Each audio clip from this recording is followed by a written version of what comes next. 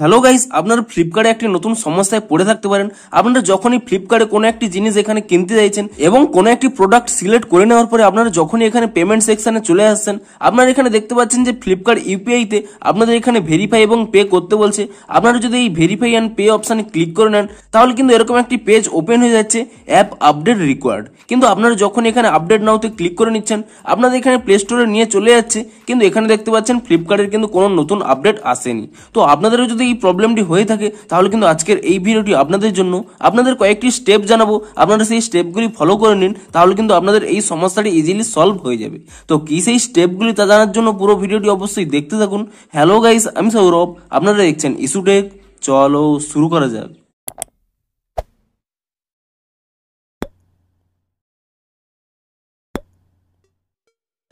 ভিডিওটি শুরুতেই জানিয়ে দিই, আজকের এই ভিডিওটি যদি আপনাদের একটু হেল্পফুল বলে মনে হয় অবশ্যই একটি লাইক করে দিন এবং এই চ্যানেল যদি আজই নতুন এসে থাকেন এখনই চ্যানেলটিকে সাবস্ক্রাইব করে রাখুন এরকম নতুন নতুন সমস্যার সমাধানের ভিডিও দেখার জন্য।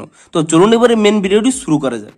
তো আপনাদের কি প্রবলেম হচ্ছে, আপনারা যখনই ফ্লিপকার্ট অ্যাপে কোনো একটি প্রোডাক্ট এখানে অর্ডার করতে যাচ্ছেন, আপনারা যখনই পেমেন্টে চলে আসছেন, আপনার পে অপশানে ক্লিক করে নিলেই এরকম একটি পেজ ওপেন হয়ে যাচ্ছে এবং এখানে শো করছে অ্যাপ আপডেট রিকোয়ার্ড। কিন্তু আপনারা যখন এখানে আপডেট নাওতে ক্লিক করে নিচ্ছেন, এখানে ডিরেক্ট প্লে স্টোরে চলে যাচ্ছে, কিন্তু এখানে দেখতে পাচ্ছেন কোনো কিন্তু এখানে আপডেট আসছে না।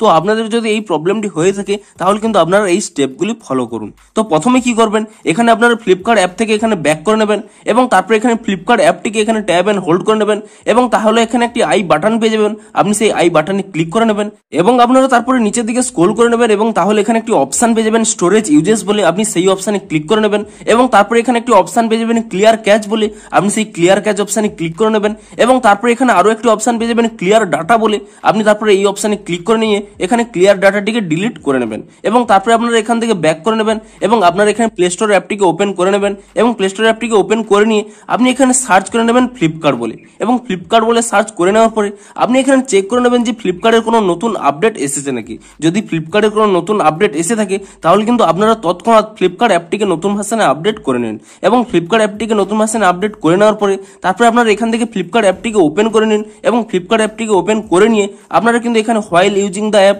এটি সিলেক্ট করে নিন এবং কোন ভাষায় আপনারা ইউজ করতে চাইছেন তা আপনারা সিলেক্ট করে নিন। ধরুন আমি এখানে ইংলিশ সিলেক্ট করে নিলাম এবং তারপর এখানে আপনাদের মোবাইল নাম্বার দিয়ে আপনারা কিন্তু যেমনভাবে লগ ইন করেন তেমনভাবে কিন্তু আপনারা লগ ইন করে নিন এবং লগ ইনটি করে নেওয়ার পরে তারপর আপনারা যে কোনো একটি প্রোডাক্ট এখানে সার্চ করে নেবেন। তারপরে আমি সেই প্রোডাক্টের উপর এখানে ক্লিক করে নিচ্ছি এবং তারপরে আমি পুনরায় এখানে বাই নাওতে ক্লিক করে নিলাম এবং বাই নাওতে ক্লিক করে নিয়ে এখানে কন্টিনিউতে ক্লিক করে নিচ্ছি, তারপরে পুনরায় এখানে কন্টিনিউতে ক্লিক করে নিচ্ছি এবং পুনরায় তারপরে এখানে দেখুন আপনাদের নোটিফিকেশন অ্যালো করতে বলবে কিংবা ফোন কল অ্যালো করতে বলবে, তা আপনারা অ্যালো করে দেবেন এবং অ্যালো করে দেওয়ার পরে আপনারা সেই পেজে পুনরায় চলে আসবেন ভেরিফাই অ্যান্ড পে বলে, আপনি এই অপশানে ক্লিক করে নেবেন এবং এই অপশানে ক্লিক করে নিলে দেখবেন আপনাদের হয়তো প্রবলেমটি সলভ হয়ে যাবে। কিন্তু তবুও যদি আপনাদের প্রবলেমটি সলভ না হয়ে থাকে, এখানে পুনরায় যদি এখানে অ্যাপ আপডেট রিকোয়ার্ড এই অপশানটি শো করে তাহলে কিন্তু আপনারা আরেকটি স্টেপ ফলো করতে পারেন ইনস্ট্যান্ট কাজের জন্য। তো তার জন্য কি করবেন, দেখুন প্রথমে আপনারা এখান থেকে ব্যাক করে নেবেন এবং আপনারা কিন্তু প্রতি মুহূর্তে চেক করতে থাকুন যে প্লে স্টোরে কখন ফ্লিপকার্টের নতুন আপডেটটি দেয়।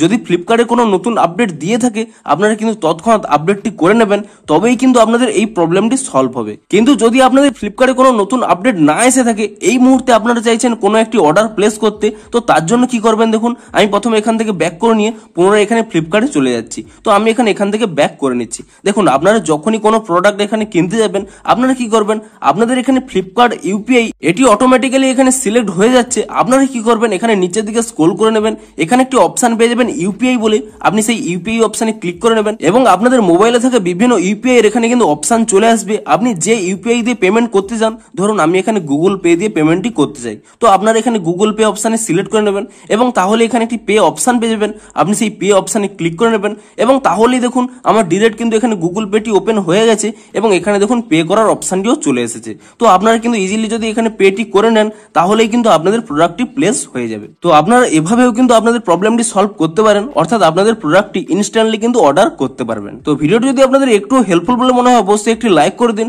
দেখা হচ্ছে আরো কোনো নতুন সমস্যার সমাধানের ভিডিওর সাথে। Thanks for watching.